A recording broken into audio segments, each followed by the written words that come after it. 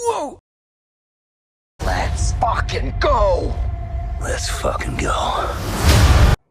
Hello, everybody. This is Hoodie D here from the GCA. I am joined by Lady Medea. We're going to be talking about Deadpool and Wolverine. How are you today? I'm good, Hoodie. I'm ready for that review. Yeah, absolutely. Me too. I had a very fun time watching this movie. This movie has been in development for quite some time. There's been a lot of anticipation and hype riding on it with the fact that Hugh Jackman is coming back as Wolverine. He said he was done after Logan, which Logan was the perfect send-off to that character. So to bring him back is a huge undertaking, and it's something that a lot of fans want to see, especially with the yellow costume and all the hints in the trailers of that coming. It's crazy to think we've had 20 years of X-Men movies and not once has he worn that yellow classic suit. So getting into the movie, though, this movie is a Deadpool movie at the heart of it. Deadpool's peaceful existence comes crashing down when the Time Variance Authority recruits him to help safeguard the multiverse. With that said, he reunites with his soon-to-be pal Wolverine to complete the mission and save his world from dying, essentially. Now, there's a couple of things going on with the plot here. I'm not going to get too deep into it because it is a multiverse movie, and with multiverse stuff, it is a little bit messy. There's a lot of jumping around timelines and going to different universes and timelines. So I'm not going to get into the specifics with that. If you've seen the movie, you know what I mean. But just to kind of let everyone know, Deadpool's universe is dying because Wolverine died. Because Wolverine died, they established he is an anchor being. And once an anchor being dies in that universe, the whole universe eventually will perish. So Deadpool obviously doesn't want this to happen. He has a lot of loved ones and friends at home who he wants to make sure live their lives. So he's going to do everything he can to make sure that universe does not die. So he thinks he can just go to any other timeline and grab a Wolverine and bring it to his timeline, and that will save the day. Unfortunately, that's not how it works. The TVA, Time Variance Authority, is not okay with that. They end up getting pruned and sent to the void. Now, if anyone has not seen the Loki TV show, the TVA is an organization who monitors the multiverse. So I'm not going to get too much into that. If you haven't seen the Loki show or know about the comics, that's something that you can look into yourselves. But the TVA does oversee the multiverse, and they try to correct anything that they see happening wrong or something that they don't like. And what happens is you get pruned and you get sent to this place called the Void.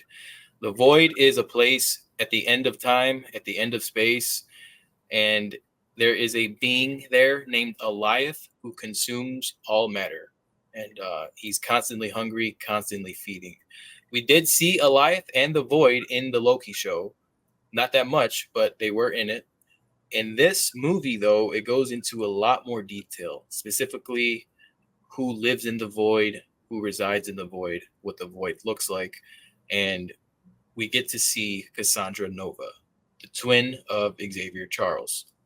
And she was pruned at her birth before she even had a chance to grow up and become somebody. She grew up in the Void, and she's happy in the Void. She controls things in the Void. She runs things. People are essentially her slaves. They do everything that she says.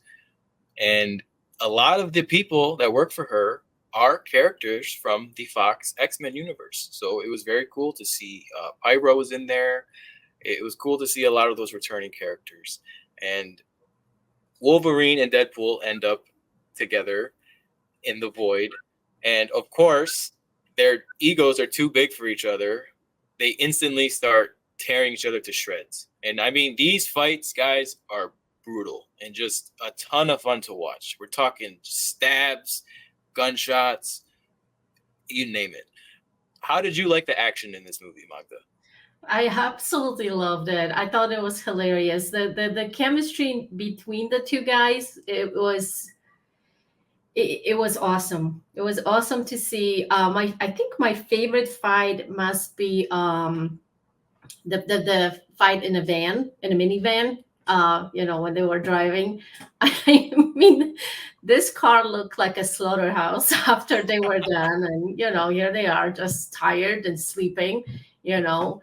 Everything is covered in blood. Everything is dented and destroyed. The minivan is barely standing there, of course, they are completely fine because they can't be killed. So, y- yeah, so that we probably talk a little bit more about the chemistry and how they started by hating each other and then kind of bonded and did some awesome things together throughout the movie. But yeah, the fights, epic. Yes, they were. They had really good choreography in this movie and really good violence. We don't get to see that with Marvel a whole lot. The only times we have seen that is with Deadpool 1 and 2 and Logan, and those were not Disney films. Those were Fox films. So it's the first time that we really are seeing this with Disney, and it looks like it's going to be a success. So hopefully we can see more of this going forward in the future. With that said, though, this movie is a multiverse movie. Everyone who went to see this movie knew they were going to be cameos. Different actors from the past who played previous roles. Everyone knew they were going to be cameos. Who they were going to be, I don't know. I had no idea going in. I avoided all trailers for this movie. I avoided all social media, especially the week leading up to the movie. I made sure not to check anything related to this movie. So going into this movie, I was completely spoiler free. And when I saw some of these cameos, guys, let me tell you, my inner child came out and I was blown away. We got to see a few different heroes that I did not expect or even think that the actors who played these heroes would come back. So when we're getting into this multiverse stuff, we've already seen it with the Doctor Strange Multiverse of Madness. They played around with a few different variants. We saw Reed Richards, from the Mr. Fantastic Four. We saw a couple different variants of different heroes, but this was different in this movie. It hit different. They brought back old actresses. We saw Elektra from the old Daredevil and the old Elektra film, and she still looks great. Awesome to see her. We saw Blade, Wesley Snipes' Blade came out, which just blew my mind away. Could not believe it. We saw Gambit, played by Channing Tatum, finally, and he absolutely nails it as Gambit. We need to see more of him in the future as Gambit in the MCU. We absolutely need to see it. How did you like these cameos? What were your thoughts when you saw these people come out? Well, that was basically definitely, back to an old times, and I was blown away. I mean, when I saw Wesley Snipes, my jaw dropped. Literally, I did not expect to see him ever again as Blade, and there he was, looking good. He still has it after so many years, and so that was definitely my favorite. That was that was a treat itself. That was a treat, and they guarded that one really good. I did not expect that to happen. I did not expect to see him. And of course, Miss Electra. That's a classic as well. So, those were my two favorite. It was a treat. Like I said, it was really good to see them. Yeah, absolutely. And we had one more cameo, a big cameo with Chris Evans coming back. And at first, everyone, even Deadpool, thought it was Captain America, some variant of Captain America, but it was Johnny Storm from the old Fantastic Four movie. So that was awesome seeing Chris Evans play that character again. He absolutely nailed it this time around with the trash talking.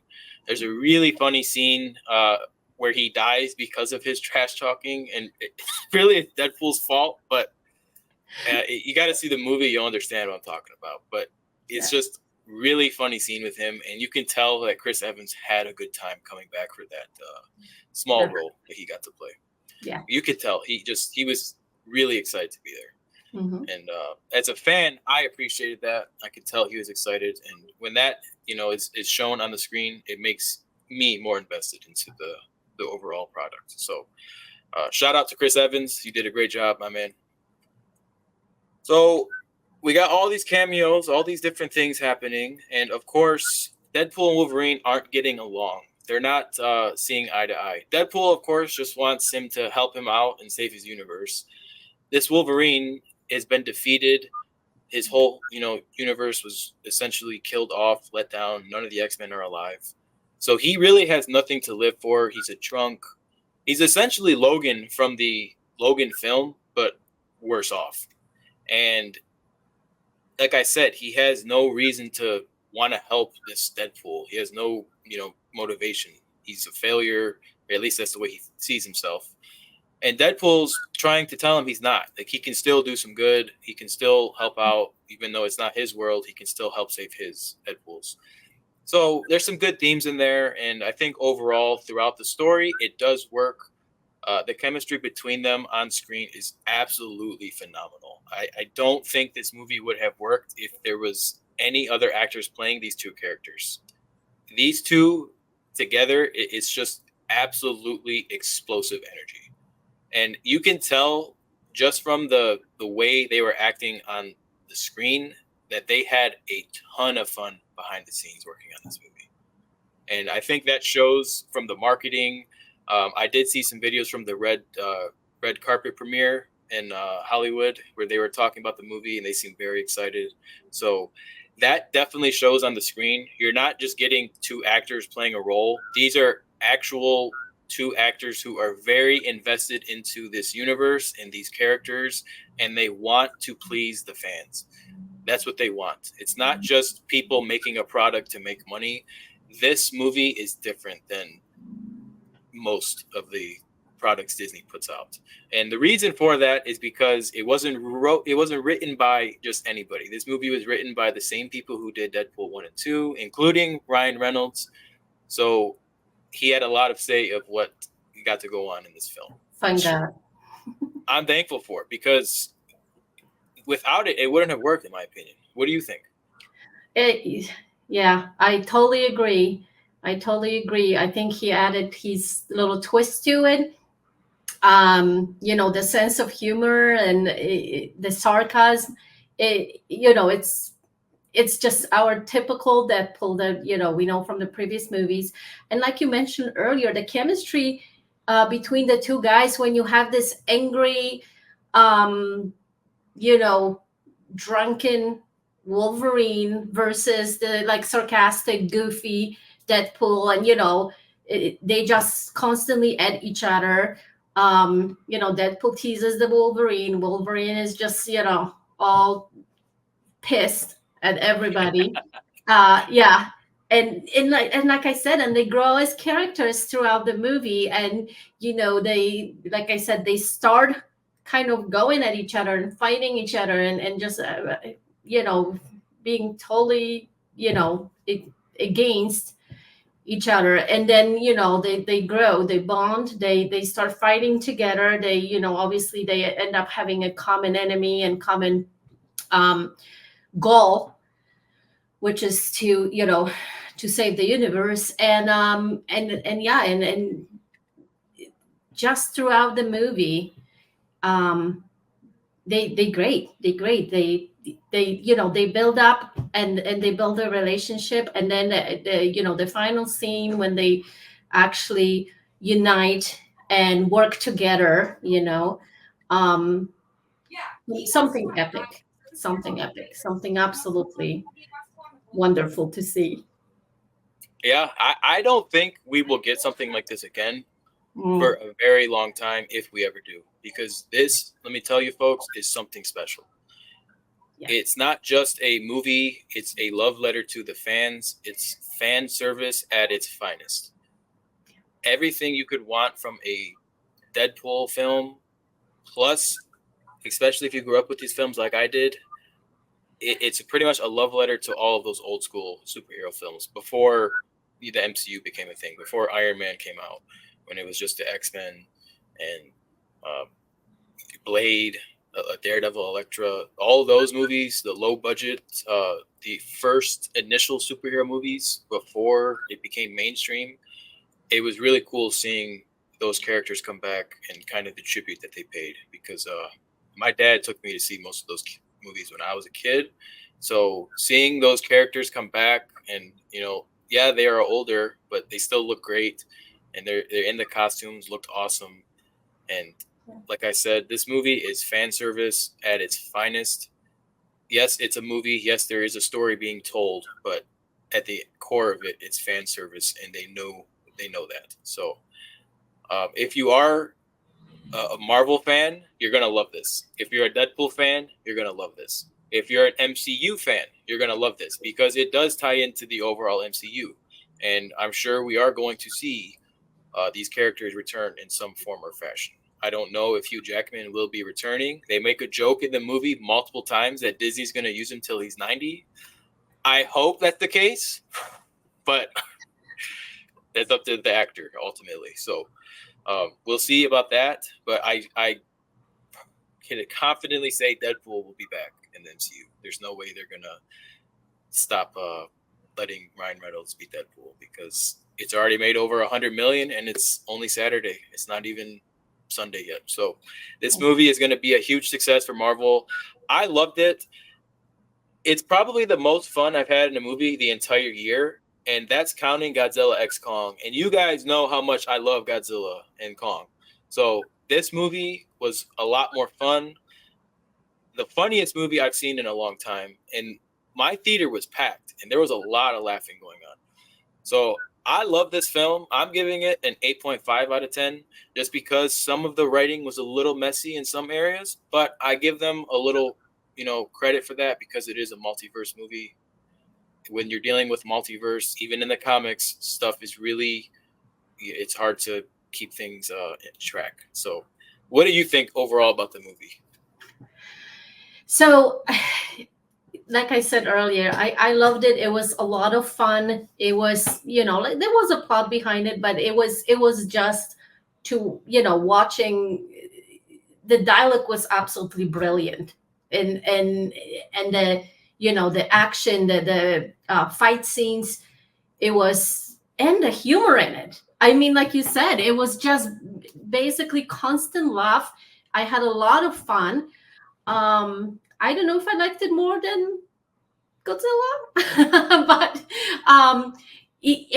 like, I almost, just to go to the rating, I almost want to give it 10 out of 10, because of the crap that Disney gave us recently. And now, surprisingly, there's just this good movie that comes out.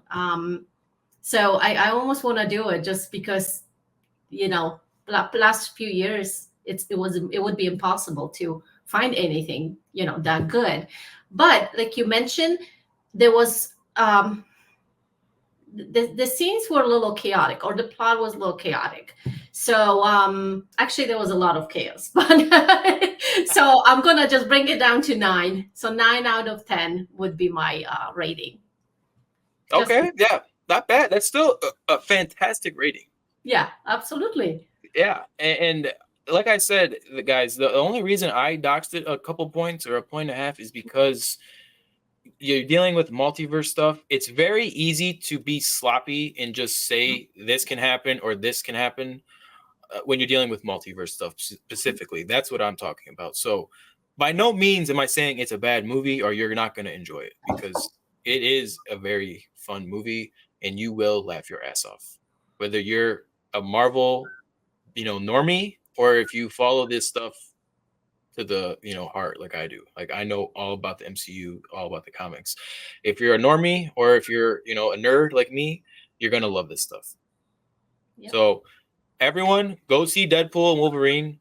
Highly recommend it. We have not had a movie like this in a very long time, and I'm sure it's going to be a very long time before we see something like this again. But please go and see it, because it is a movie that deserves to be seen on the big screen. Any final thoughts on that, Lady Medea? No, go and see it. You heard her. Go see it.